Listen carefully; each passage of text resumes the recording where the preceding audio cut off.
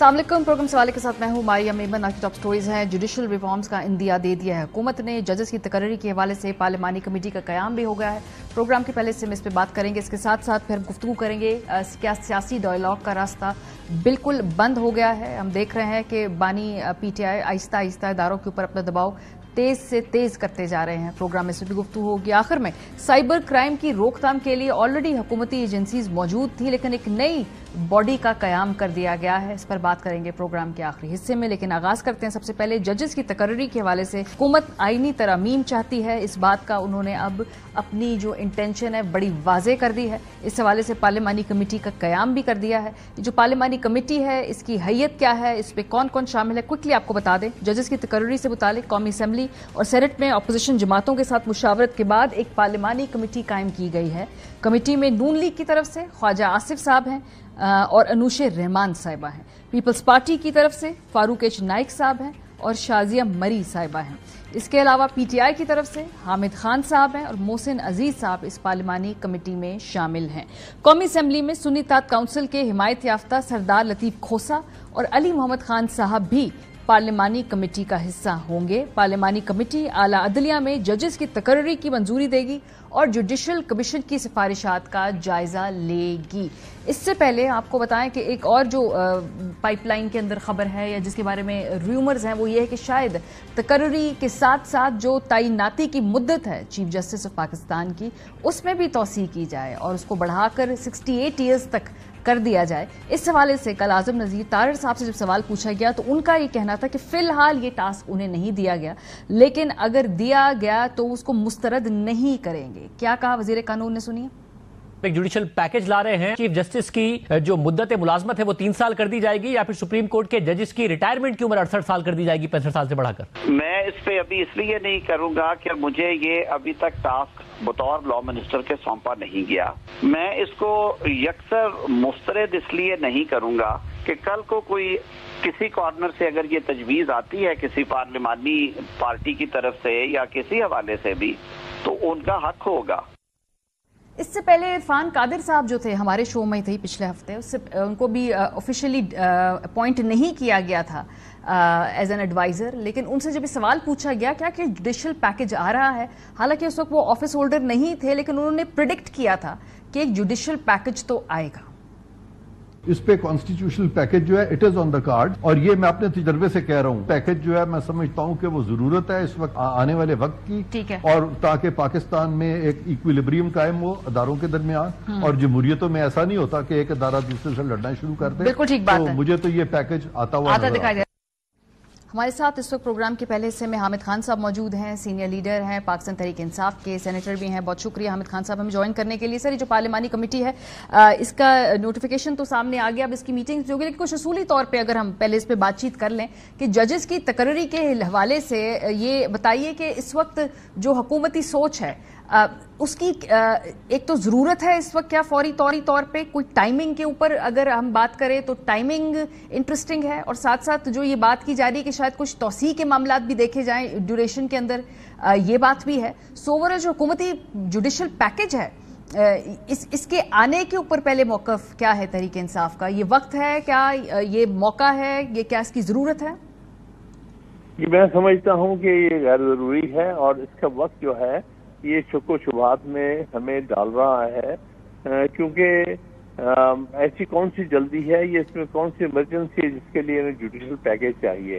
इसका मतलब बाहर ये लग रहा है कि अदलिया पर जो पहले ही बहुत दबाव में है, जिस तरह आपने देखा है कि इस्लामाबाद हाई कोर्ट के तकरीबन 75% जजेस ने बताया, और फिर जिस तरह बाकी हाई कोर्ट ने जवाब में कहा कि किस तरह मुदाखलत हो रही है, इन सारे पसे मंजर पर जुडिशल पैकेज देके आने का मतलब ये है कि अदलिया पर ये दबाव बढ़ाना चाहते हैं और नीयत कोई अच्छी नहीं है। एक तरफ लालच देने की कोशिश की जा रही है कि आपको तौसीह कर देंगे, और दूसरी तरफ अब दबाव बढ़ाने के लिए ये अपॉइंटमेंट का तरीका कार में ज्यादा से ज्यादा मुदाखलत करने की कोशिश कर रहे हैं। लिहाजा पैकेज सामने आएगा तो सही माने में हम कमेंट कर सकेंगे, लेकिन जो आसार नजर आ रहे हैं, जो मुहर्रिकात हैं ان سے تو لگ رہا ہے کہ کوئی اچھی نیت نہیں ہے. سو پرابلم نیت کا ہے یا پرابلم اسینشلی جو پرنسپل معاملہ ہے کہ ججز کے تقرری کے معاملے کو مزید ایک تو شاید ڈیموکریٹائز کر دیا جائے اور وہ اس میں مزید کنسلٹیشن پروسیس کو وسیع کر دیا جائے, کیا اس حد تک پرنسپلی اگریمنٹ ہے, صرف نیت کا مسئلہ ہے یا جو پرنسپل اگریمنٹ بھی؟ میں نیت کی بات تو اس لیے کی ہے کہ ابھی تک پیکج سامنے نہیں آیا, اس لیے پیکج جب سامنے آئے گا تو پھر ہم دیکھیں گے اسپیسیفکس کیا ہیں.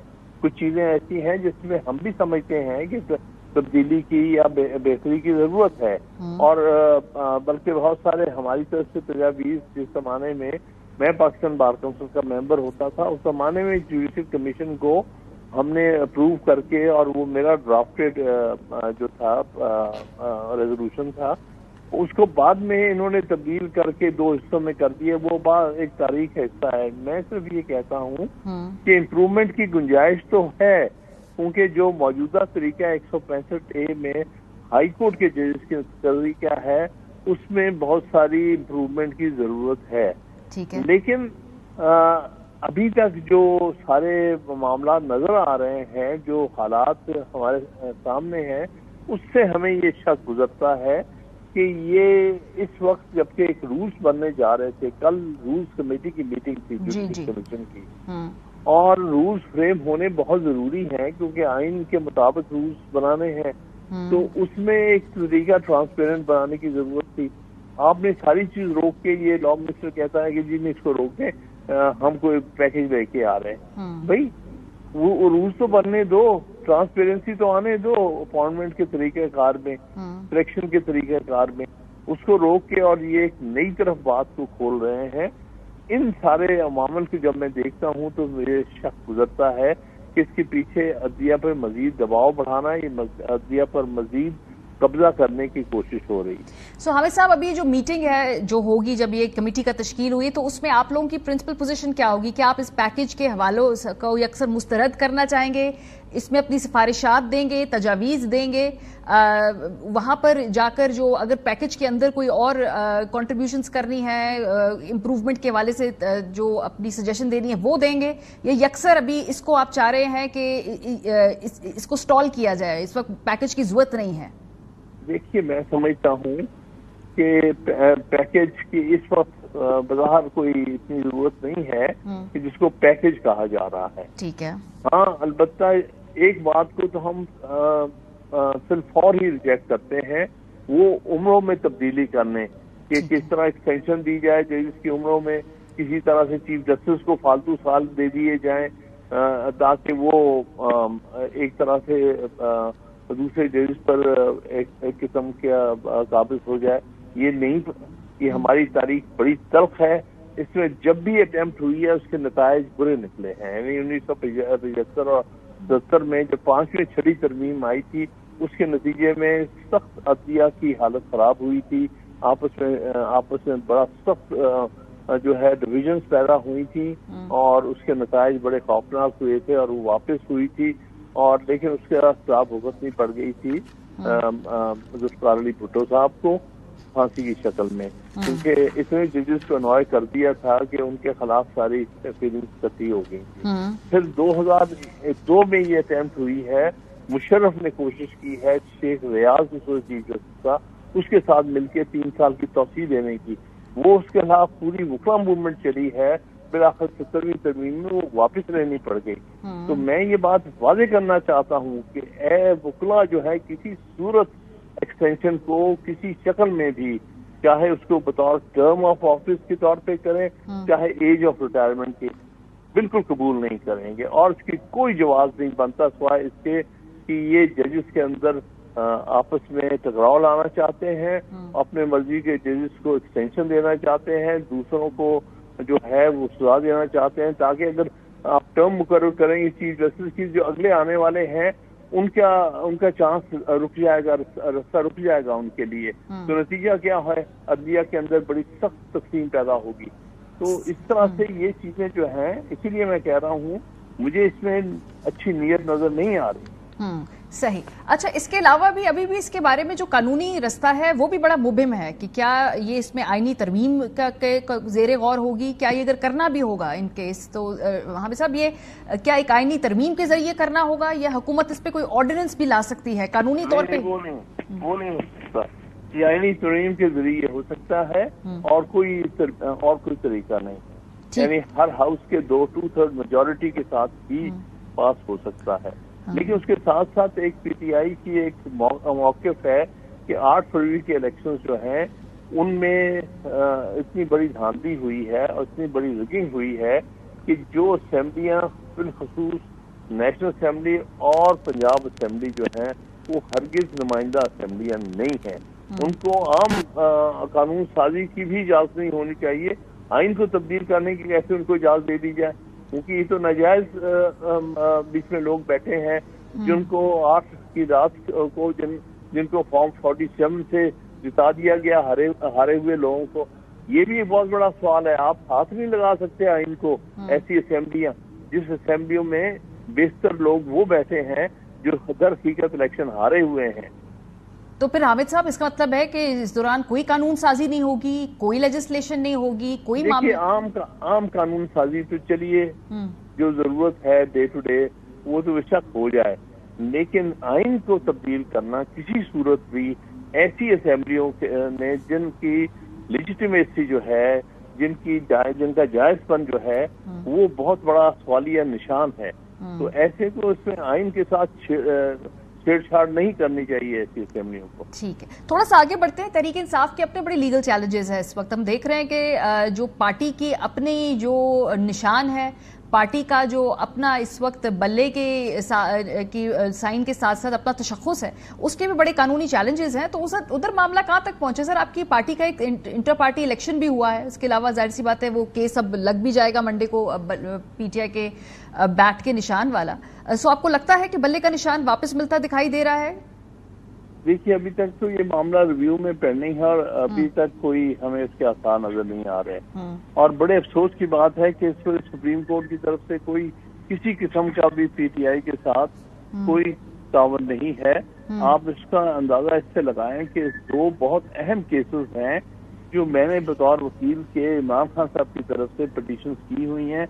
एक 9 मई के वाकयात की जुडिशल इंक्वायरी के लिए और एक 8 फरवरी के इलेक्शनों रिजल्ट्स में तब्दीली करने के हवाले से ये दोनों पिटीशंस पेंडिंग है। एक तो तकरीबन 25 मई की, उसको साल होने को आ रहा है, दूसरी भी 2 महीने हो चुके हैं।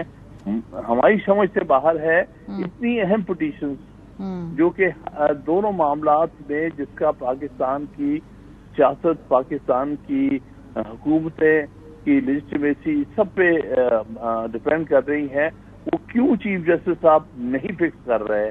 क्यों जो पार्लियामेंट्री कमेटी है, पार्लियामेंट ये जो इनकी जजेस कमेटी है जिसने आर्टिकल 184 के पिटीशन फिक्स करनी है, वो क्यों नहीं कर रही है? हमारे लिए बहुत बड़ा सवालिया निशान है।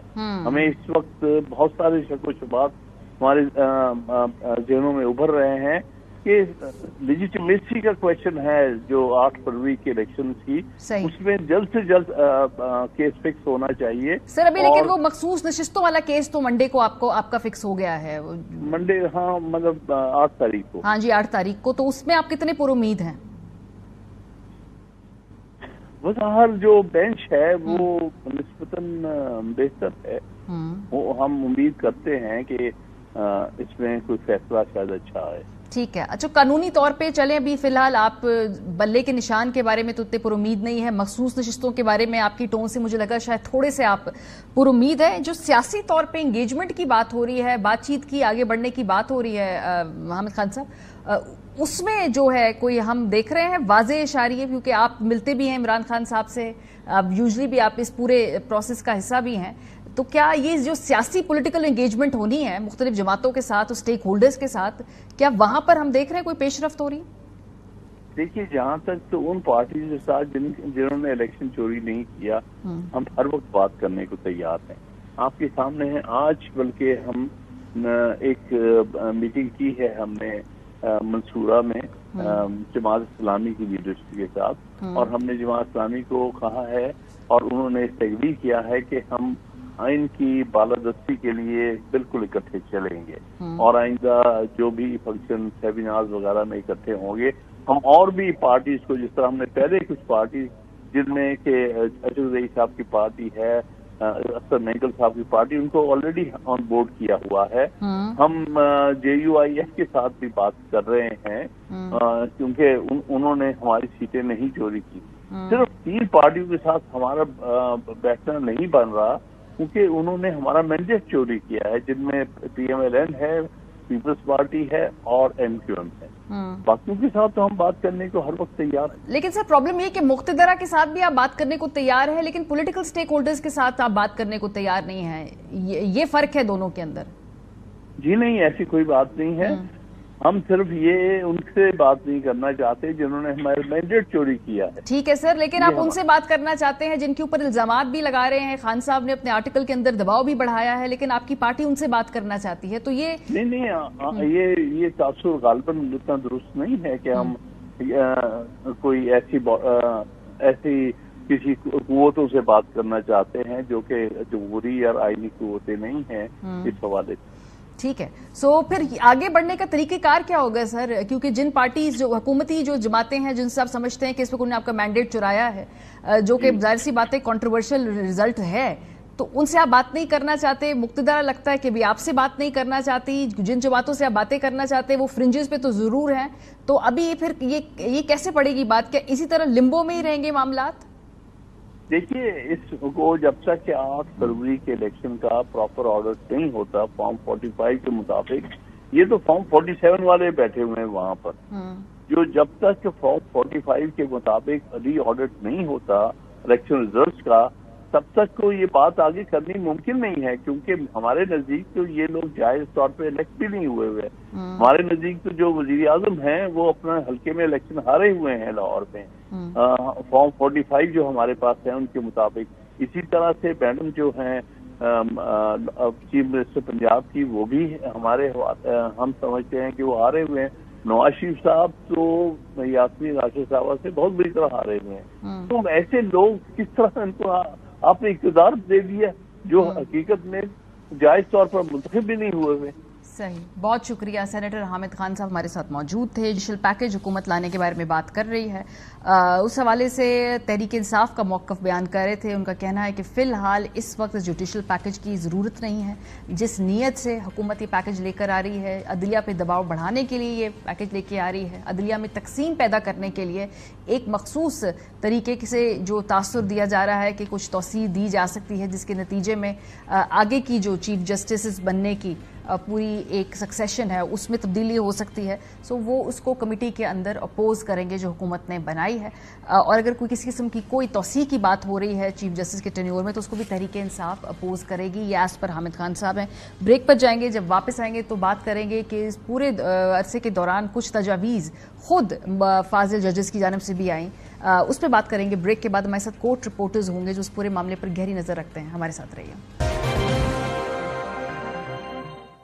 ویلکم بیک جی. اس سے پہلے پروگرام کے پہلے سے میں حامد خان صاحب ہمارے ساتھ موجود تھے. حکومت جو جوڈیشل پیکج لانے کی بات کر رہی ہے، جو مصالحتی کمیٹی اس حوالے سے بنائی گئی ہے، اس کے بارے میں تحریک انصاف کا موقف یہ ہے کہ اس وقت جوڈیشل پیکج کی ضرورت نہیں ہے. خاص طور پہ اگر جو چہمگوئیاں ہو رہی ہیں کہ کسی کے ٹینیور میں توسیع کی جائے اور یا عمر کی حد بڑھا دی جائے تو اس کو بھی تحریک انصاف جو ہے وہ کیٹیگوریکلی اپوز کرے گی ایز پر حامد خان صاحب کی جو آج کی پوزیشن ہے. اس کے علاوہ حکومت کو اس وقت یہ جوڈیشل پیکج لانے کی ضرورت کیا ہے، اس کی ٹائمنگ، اس کی نیت کے بارے میں بھی سوال کر رہے ہیں. ہمارے ساتھ موجود ہے پروگرام کے حصے میں ثاقب بشیر صاحب، سینئر صحافی ہیں، راجہ محسن جاز صاحب. یہ دونوں حضرات جو ہیں کورٹ کے معاملات دیکھتے ہیں، عدالت میں کیا پک رہا ہے اور بیہائنڈ دا ڈورز کیا گفتگو ہے، کیا گفت و شنید ہوتی ہے، اس پہ بات کریں گے. ہمارے ساتھ بہت شکریہ. ثاقب صاحب آپ سے آغاز کرتے ہیں. یہ جو جوڈیشل پیکج کی یکدم چہمگوئیاں تھیں، اس کے بعد لا منسٹر صاحب نے آ کر اس کو کنفرم بھی کر دیا ہے.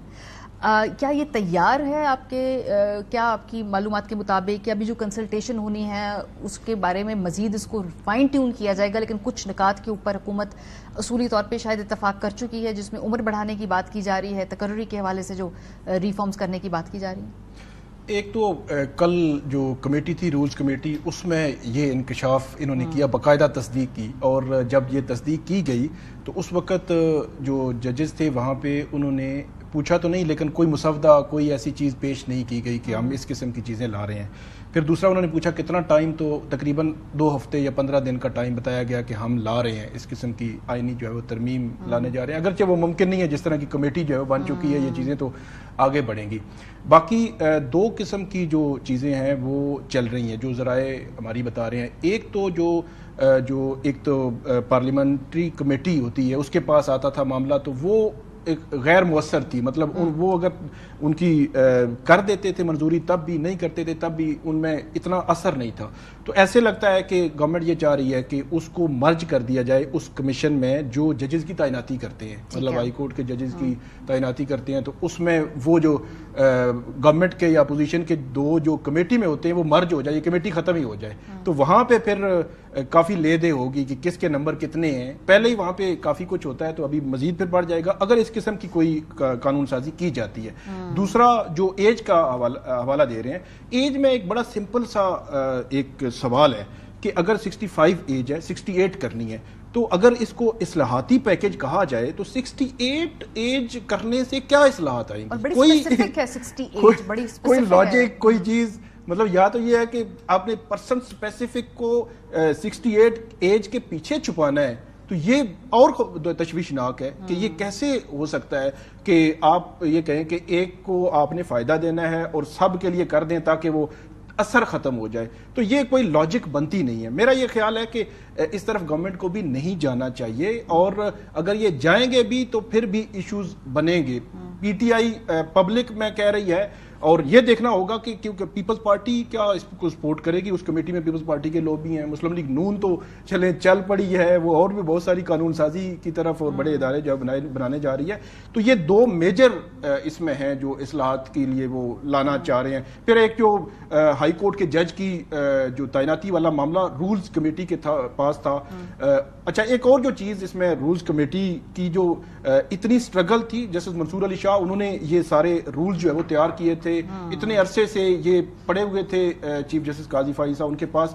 تو یہ اتنے عرصے بعد کمیٹی بلائی گئی، پورے پاکستان سے لوگ آئے، بیٹھے اور گفتن نشستن اور برخاستن کر کے وہ چلے گئے. میرا یہ خیال ہے کہ بہتر ہوتا کہ ان کو رولز کو دیکھ لیا جاتا، کیونکہ وہ فیوچر کا پلان ہے. گورنمنٹ نے جب کوئی آئینی ترمیم کرنی ہوئی پھر دیکھا جائے گا وہ کیسی ہے، کس طرح ہے، کر بھی سکتے ہیں یا نہیں کر سکتے، پھر اس کے ساتھ کافی چیزیں جڑی ہوئی ہیں. آئینی ترمیم اگر اس وقت کرنی بھی ہے محسن صاحب تو بڑے پرابلمز ہیں. ایک تو یہ کہ مخصوص نشستوں کا فیصلہ بھی ابھی سپریم کورٹ کے اندر کل معلوم ہو جائے گا ہمیں 8 تاریخ کو کہ کس طرف بات جاتی ہے.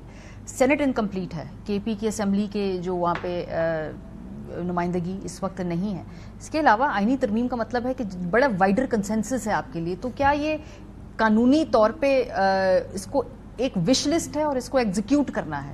یہ تو بڑا مشکل ہے. اگر دیکھیں پرابلم یہ ہے کہ اس وقت کوئی بھی جو آئینی ترمیم ہے موجودہ حکومت اگر لاتی ہے تو وہ موجودہ چیف جسٹس، مطلب مجھے ذاتی طور پر یہ لگتا ہے، مجھے یقین ہے کہ وہ جس طریقے کے تعلقات ہیں اس وقت ایگزیکٹو اور چیف جسٹس آف پاکستان کے درمیان، تو ان کی کانسنٹ کے بغیر اب شاید کوئی ایسی امینڈمنٹ ایک بہت بڑی چیز ہے. آئین میں ترمیم جو ہے یہ کوئی معمولی بات تو نہیں ہے.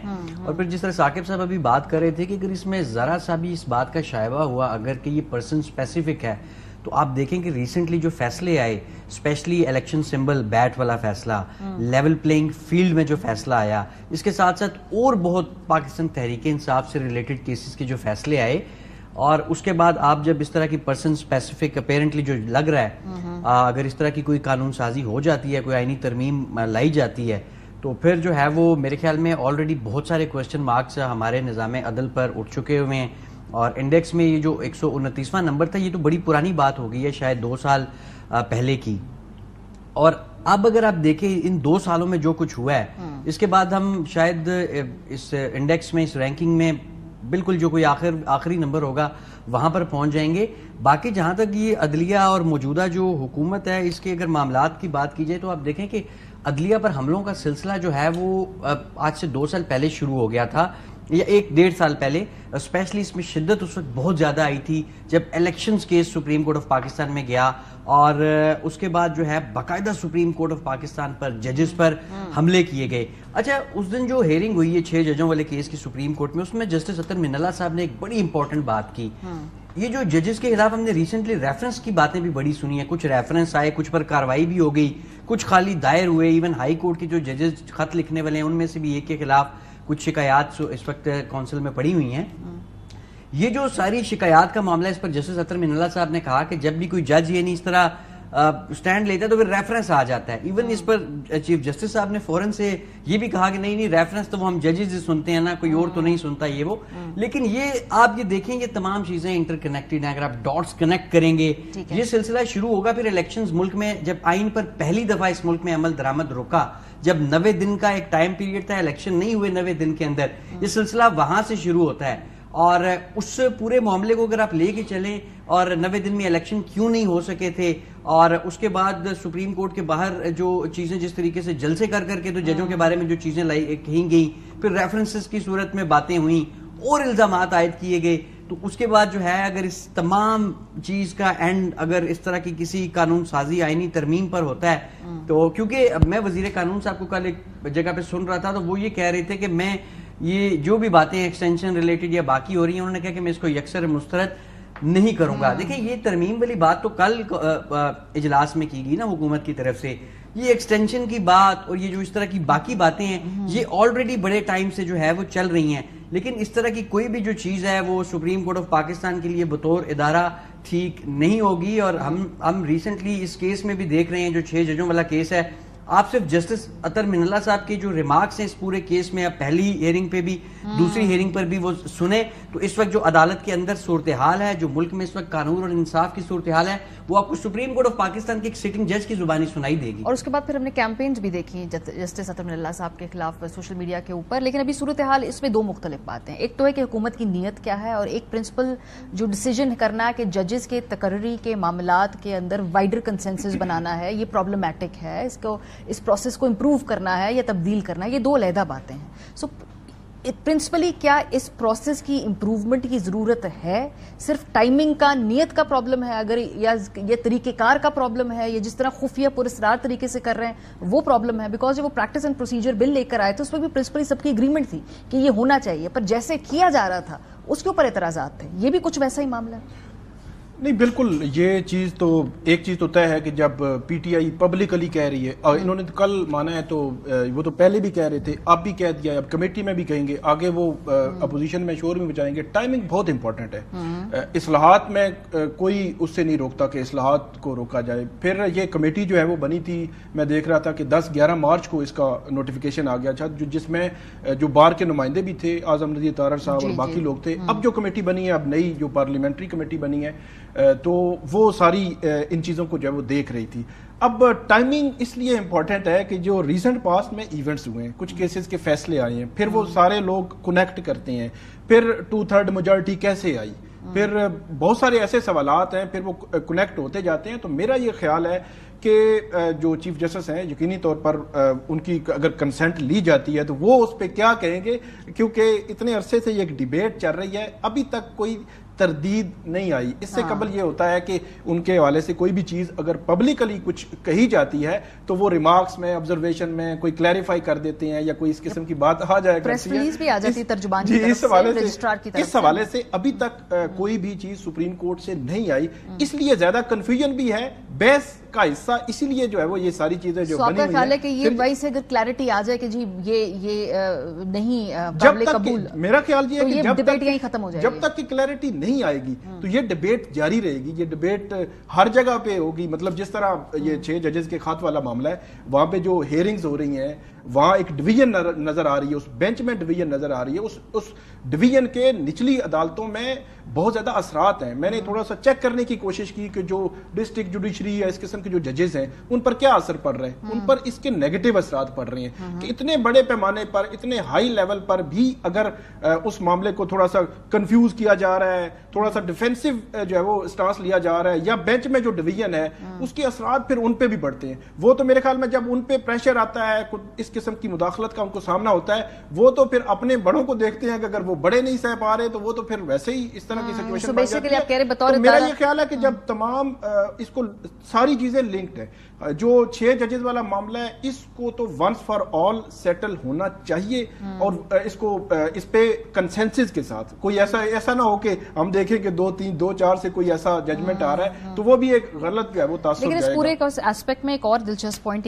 محسن صاحب وہ یہ ہے کہ اگلے سال الیکشنز بھی ہیں ان وکلا باڈیز کے, تو ایک بار کی پالیٹکس بھی گرم ہوگی اس کے ساتھ ساتھ, اور اب دیکھتے ہیں کہ اس پورے معاملے میں یہ جو کس طرح سے اس کو پلے اپ کیا جاتا ہے. تو آپ کو لگتا ہے کہ آگے جا کے جو وکلا کی اپنی انٹرنل پالیٹکس بھی ہے وہ بھی اثر انداز ہوگی اس میں؟ یہ معاملہ اس طرح سے ہے کہ یہ بہت سینسٹیو ایشو ہے. وکلا کی جو سیاست ہے ہم نے دیکھا ہے کہ ایک مخصوص سیاسی جماعت کا اس وقت جو ہے وہ ہمیں نظر آتی ہے بارز میں بھی, ان کی ہمیں ان کی بارز کی بھی تمام اگر ہم اعلامیے دیکھیں یا مختلف ایشوز کے اوپر پوزیشن دیکھیں. مجھے یاد ہے کہ صحافیوں کے خلاف یہ جو ایف آئی اے کے نوٹس ستار کے خلاف اتنے بڑے پیمانے پہ کیمپین ہوئی, ان کا کوئی پریس ریلیز نہیں آیا. اچھا, پرابلم یہ ہے کہ اب ہم نے دیکھا کہ ایک تو یہ سینسٹیو جیسے میں کہہ رہا تھا بہت ایشو ہے. دیکھیں موجودہ اسمبلیوں کی لیجیٹیمیسی والا ایشو تو بڑا ایک سیریس ایشو ہے نا. اتنی بڑی تعداد میں الیکشن جو ہے وہ عدالتوں میں کبھی بھی نہیں آئے, اتنی بڑی گزرداریاں اتنی بڑی تعداد میں اور اتنے ثبوتوں کے ساتھ. مطلب زبانی غلامی تو خیر پاکستان میں ہمیشہ ہی سارے کہتے تھے کہ جی میں الیکشن نہیں ہارا, مخالف جو ہے وہ یہ ہمیشہ یہ الزام عائد کرتے رہے. لیکن اس دفعہ سچویشن اس لیے مختلف ہے کہ لیٹ سے کسی حلقے میں اگر 245 پولنگ سٹیشن ہے تو جو الزام ہے جس نے کیس کیا ہے اس کے پاس 245 فارم 45 بھی ہیں, اور فارم 45 اگر دیکھیں کسی نے گھر بیٹھ کے بنایا ہے تو اس کو اس کے نتائج کا بھی پتہ ہے کہ کیا ہو سکتے ہیں. اور ایک بندہ جو آلریڈی جس کو اتنا رگڑا لگ رہا ہو وہ غلط قسم کا فارم 45 تو عدالت میں یا ٹریبیونل میں پیش نہیں کرے گا.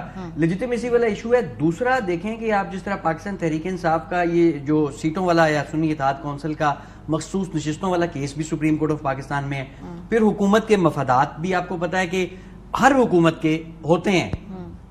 ایسے میں سپریم کورٹ آف پاکستان ایک سیاسی جماعت سے متعلق کیس جس کا ڈائریکٹ اثر پڑے گا آئینی ترمیم میں, لیٹ سے اگر اس کیس کا فیصلہ پی ٹی آئی کے حق میں آتا ہے, مخصوص نشستیں اسے مل جاتی ہیں, تو پھر تو آئینی ترمیم پاکستان تحریک انصاف کے بغیر ناممکن ہوگی.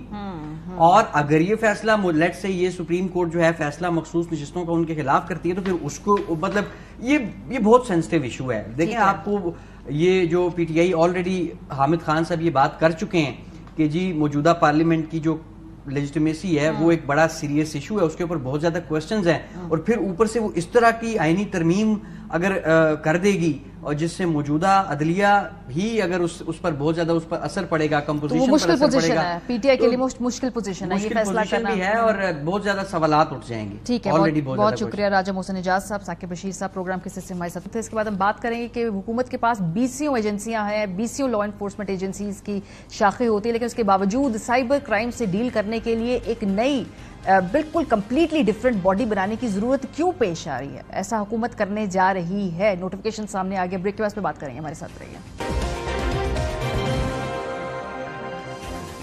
Welcome back. سائبر کرائمز کے حوالے سے ایف آئی اے کے پاس جو اختیارات موجود تھے شاید وہ ناکافی تھے, اسی لیے حکومت نے وہ F I A cyber crimes wing کے ہوتے ہوئے بھی اس کی جگہ ایک نئی ایجنسی کے قیام کا اعلان کیا ہے, اس کا نوٹیفیکیشن جاری کیا ہے. اور وہ کیا ایجنسی ہے جی؟ حکومت کی جانب سے جاری نوٹیفیکیشن کے مطابق سائبر کرائم کی روک تھام کے لیے national cyber crime investigation agency کے نام سے ایک نیا ادارہ بنایا گیا ہے. این سی سی آئی اے کو تحقیقاتی ادارے پیکا کے ایکٹ کی شق 29 کے تحت قائم کیا گیا ہے. حکومت این سی سی آئی اے کے ڈی جی کا تقرر 2 سال کے لیے کرے گی. ڈی جی این سی سی آئی اے پولیس آرڈر 2002 کے تحت آئی جی کے اختیارات استعمال کریں گے, اور این سی سی آئی اے کے معاملات کو وزارت داخلہ خود دیکھے گی. تمام اہلکار کیسز, انکوائریز, تحقیقات ایف آئی اے سے این سی سی آئی اے کو منتقل ہوں گی. سائبر کرائم کے حوالے سے ہونے والے تمام جرائم national cyber crime investigation agencies کو بھیجے جائیں گے. سائبر کرائم سے متعلق تمام مقدمات, اندراج اور پروسیکیوشن NCCIA खुद करेगी। NCCIA के अपने थाने होंगे, अफसरान को साइबर क्राइम से मुतालिक खुसूसी तरबियत दी जाएगी। मुल्क भर में सोशल मीडिया और मोबाइल ऐप से मुतालिक तमाम मामलात NCCIA देखेगी। प्रॉब्लम यह है कि आप जितनी भी एजेंसीज बना ले, कवानीन मौजूद होते हैं। पाकिस्तान शायद दुनिया के सबसे ज्यादा ओवर लेजिस्लाइज्ड कंट्रीज के अंदर है, जहां कवानीन तो बहुत ज्यादा हैं लेकिन वहां पर इम्प्लीमेंटेशन नहीं होती। तो ये नई फैंसी सी आपने एक साइबर क्राइम कंट्रोल करने का विंग तो बना लिया, लेकिन जो कवानीन है उनकी इम्प्लीमेंटेशन, उनकी कैपेसिटी, उसके बारे में बहुत सारे सवालात अभी भी खड़े हैं। और सबसे बढ़ के इसका इंटेंट कि क्या ये पॉलिटिकल विक्टिमाइजेशन और सिर्फ एक सेंसरशिप को बढ़ाने के लिए, दबाव की फिजा कायम रखने के लिए तो नहीं क़याम किया गया। इससे जुड़े बहुत सारे सवालात हैं और उसकी क़याम को शक की निगाह से डिजिटल राइट एक्टिविस्ट और ये मुआशरे के अंदर जो सोशल एक्टिविस्ट है वो देख रहे हैं। प्रोग्राम का वक्त खत्म हो गया। अपना फीडबैक देना मत भूलिएगा। ख्याल रखिए। खुदा हाफिज़।